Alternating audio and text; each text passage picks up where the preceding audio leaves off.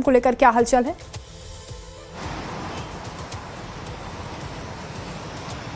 देखिए, मैं आपको बता दूं कि कार्यक्रम का समय जो है वो 1 बजे निर्धारित किया गया था, क्योंकि लंबे समय से इंतजार हो रहा था कि ठाकरे ब्रदर्स शिवसेना भवन में एक साथ कब दिखाई देंगे, और आज वो मौका आया। और शुरुआत में ही हमने देखा कि जो संजय राउत हैं उन्होंने स्वागत किया दोनों भाइयों का 20 साल बाद एक साथ शिवसेना भवन में, क्योंकि शिवसेना भवन अपने आप में ऐतिहासिक है, बड़े बड़े फैसले वहां से होते रहे हैं। और ऐसे में जब वो पहुंचे तो सवाल जवाब से पहले शुरुआत किया गया, क्योंकि अभी भी प्रेस कॉन्फ्रेंस शुरू है, वहां पर सवाल जवाब किया जा रहा है और उसके बाद जो शपथ पत्र है वो जारी किया जाएगा। दोनों ठाकरे ब्रदर एक साथ बैठे हुए हैं। आपको बता दें कि सिर्फ उद्धव ठाकरे की शिवसेना या राज ठाकरे की एमएनएस की ही शपथ पत्र नहीं है, ये शरद पवार की एनसीपी की तरफ से भी है, क्योंकि वो भी इस गठबंधन के साथ में हैं। तो ये जो है आज जारी किया जाएगा। और इसमें हमने देखा कि अभी तक की जो प्रेस कॉन्फ्रेंस है उसका निचोड़ मैं अगर बता दूं तो अभी तक जो उद्धव ठाकरे और राज ठाकरे जो बातें कही हैं वो जो बीजेपी के कैंडिडेट हैं जो जीत करके आए हैं उन पर निशाना साधा गया है कि वो ऐसे कैसे जीत करके आ सकते हैं, और उस पर जांच होनी चाहिए। और जो स्टेट इलेक्शन कमीशन है अगर उनमें दम है तो उसको बर्खास्त करना चाहिए। और तो और जो राहुल नार्वेकर है विधानसभा के अध्यक्ष, उनको लेके उद्धव ठाकरे ने कहा है कि उन पर कार्रवाई होनी चाहिए, उनको पद से हटाया जाना चाहिए, क्योंकि एक ही परिवार के इतने लोगों को जो है वो टिकट दिया गया है, परिवारवाद की बात होती है, और कई सारे आरोप जो है वो लगाते हुए यहाँ पे दिखाई दिए हैं। वहीं अगर राज ठाकरे की बात करें तो उन्होंने फिर से एक बार जो है मराठी मुद्दे को पकड़ा है और कहा है कि मुंबई में अगर कोई मेयर बनेगा तो वो मराठी ही बनेगा, और हमारा जो है हिंदी नहीं हिंदू हैं हम, और इस बात को लेकर समझना होगा। बाकी लोग जैसा उन्होंने बताया कि अलग अलग जगह जाएं तो महाराष्ट्र में अगर कॉर्पोरेटर चुनकर आता है तो वो मराठी होना चाहिए, इस बात को जोर दिया है। तो अभी तक के प्रेस कॉन्फ्रेंस में इन बातों पर चर्चा हुई है, इन बातों पर जोर दिया गया है।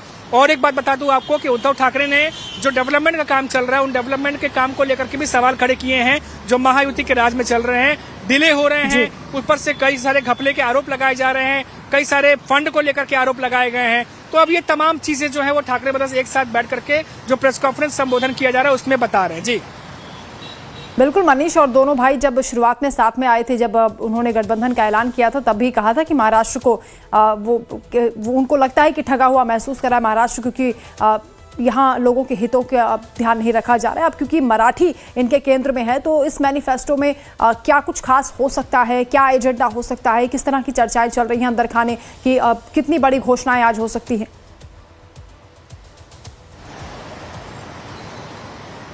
देखिए, ये जो शपथ पत्र है इसमें माना जा रहा है कि ज्यादातर करके जो निवासी हैं, जो मराठी वोटर्स हैं, उनको देखते हुए ज्यादा ख्याल हो सकता है कि रखा जाए।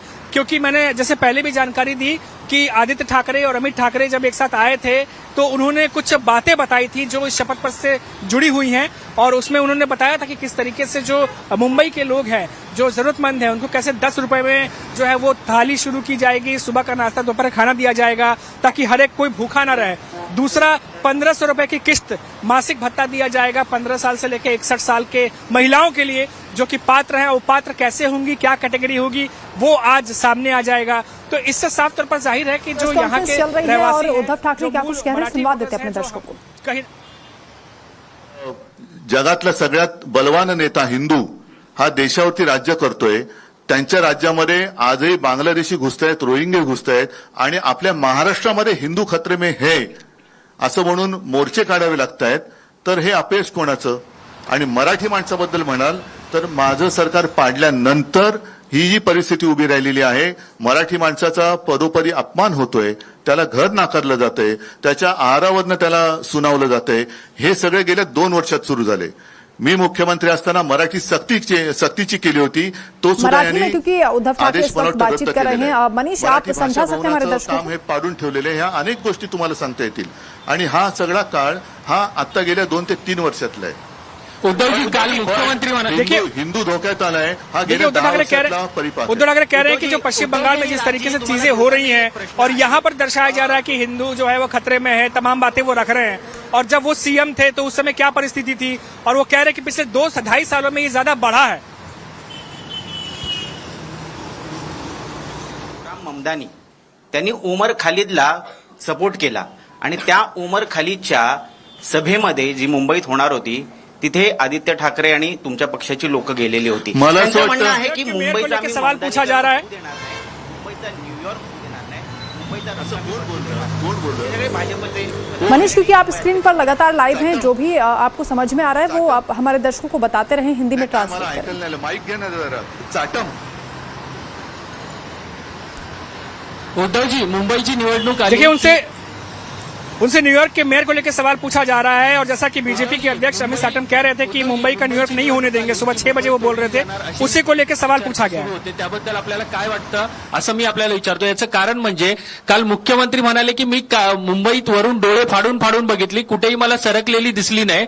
आणि जे सातत्याने अशा पद्धतीचा प्रश्न उपस्थित करतात तरफ से बार बार ये कहा जा रहा है कि जो मुंबई का मेयर बनेगा वो हिंदू बनेगा, मराठी बनेगा, और जिस तरीके से अभी ममदानी का नाम लिया गया है जो बने हैं मेयर अभी, तो वो नहीं, न्यूयॉर्क का मुंबई नहीं होने देंगे, ये बात पे सवाल पूछा गया. बाळासाहेब ठाकरे यांच्या कृतीचा जर वारसा कोणी चालवत असेल तर ते एकनाथ शिंदे चालवतात आहे. याबद्दल आपल्याला काय म्हणायचंय? ढाण्या वाघ असं देखील म्हणाले. राजसाहेबांकडून उत्तर अपेक्षित आहे. ठाण्या पण नाही तर ढाण्या कुठून येणार? मला उद्धव अरे थांब, राजला विचारलं मी उत्तर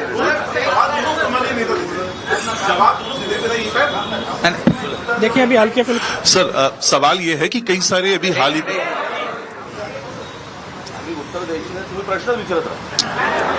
देखिए अक्सर जब प्रेस कॉन्फ्रेंस होती है यहाँ पर, मैं आपको बता दूं, तो पहले मराठी भाषा में सवाल पूछे जाते हैं, फिर हिंदी में भी पूछे जाते हैं, तो अभी शायद हिंदी सवाल लेंगे वो.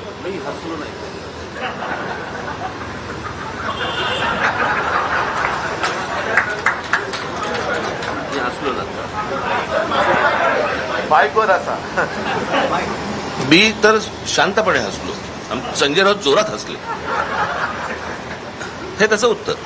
ते मागच्या पत्रात ऐका. ते आहेत ना. ऐका, एकच विनंती आहे की या सगळ्या फालतू विषयाचा मुंबईकरांच्या जीवनाशी काहीही संबंध नाही. त्याच्यामुळे माझं म्हणणं आहे की मुद्द्यावरती त्यांनी बोललं पाहिजे. आम्ही मुद्द्यावरती बोलतो. उद्धव ठाकरे कह रहे हैं कि जो भी मुंबईकर से संबंधित चीजें नहीं है, कृपया उस पर सवाल न करें. जो मुद्दे के जो सवाल है, जो मुंबईकर से जुड़े हुए हैं, उस पर बने रहे, उस पर सवाल करें. मुंबईकरांसाठी आम्ही जे केलेलं आहे त्याच्यावरती बोला. ते जर काही करू शकत असतील तर त्याच्यावरती बोला. या फालतू बाजपळ त्यांच्या प्रचारामध्ये मुंबईकरांना काही मिळणार नाही. उद्धव सर इसी सवाल का एक प्रश्न तुम्हालाच विचारतो. उनका कहना है कि भाजपा जिस तरीके से सियासी ड्रामा कर रही है, उससे सियासी बातें कर रही है, उससे मुंबई को कोई मिलने वाला नहीं है, लेना देना नहीं है. हम मुद्दे की बात कर रहे हैं और मुंबईकर के हित की बात कर रहे हैं, उसी से जुड़ा सवाल पूछा जाए. सभा आहे, सभांमधनं पण तुम्हाला अनेक गोष्टी ऐकायला मिळणार आहेत. एकाच पत्रकार परिषदेमध्ये सगळेच जर प्रश्न तुम्ही विचारायला लागलात, कशासाठी करताय ते? आज वचननाम्याचं मला असं वाटतं आज जाहीर करणं होतं, तेवढ्यापुरता तो विषय ठेवा. बाकीच्या अनेक प्रश्नांची उत्तरं तुम्हाला मला असं वाटतं सभांमधनं मिळतील. ठीक है, धन्यवाद. देखिए राज ठाकरे उसी चीज को दोहरा रहे हैं कि अगर वचननामा आज हमारा है तो वचननामे से संबंधित सवाल करिए. जो अभी बाकी चीजें पूछी जा रही थी उन सवालों के जवाब अभी दोनों देना नहीं चाह रहे.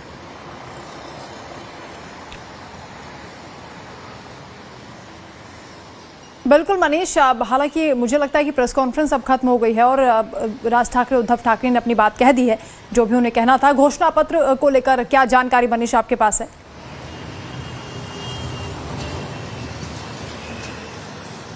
देखिए जो वचननामा है वो प्रेस के हाथों दिया गया है. वहां पर अभी तक जो सवाल जवाब हुए हैं उनमें वचननामा को लेकर के जो बातें थी वो उस तरीके से दोनों भाइयों ने नहीं की है, लेकिन अभी वचननामा दिया गया है जिसको देखने के बाद ही हम बता पाएंगे कि उसमें क्या क्या लिस्ट जारी की गई है. लेकिन इतना जरूर है कि जो पहले बताया गया था कि जो मराठी हैं, जो मुंबईकर हैं, जो मुंबई के रहवासी हैं, उनके मद्देनजर ये तमाम चीजों को तैयार किया गया है. और आज के प्रेस कॉन्फ्रेंस से एक चीज साफ हो गई है, दोनों भाइयों ने जिस तरीके से एंड किया है कि जो सियासत है उसमें जो ऊपर से सवाल जवाब किए जा रहे हैं, हिंदू मुसलमान किए जा रहे हैं, या फिर जो मेयर कौन बनेगा नहीं बनेगा, इन बातों से कहीं ज्यादा इंपॉर्टेंट इनका ये था कि जो मुंबईकर हैं उनके मुद्दे की बात करेंगे. उनको जिन चीज से फायदा होगा, जो उनका लेना देना है, जिससे वो संबंधित रखते हैं, उन्हीं पर हम सवाल जवाब करेंगे और वही बातें आज करके गए हैं. जी मनीष, जो भी घोषणा पत्र है उसका कितना प्रभाव आने वाले वक्त में होगा? क्योंकि अभी भी हम देखें तो महायुति पहले ही बढ़त बना चुकी है.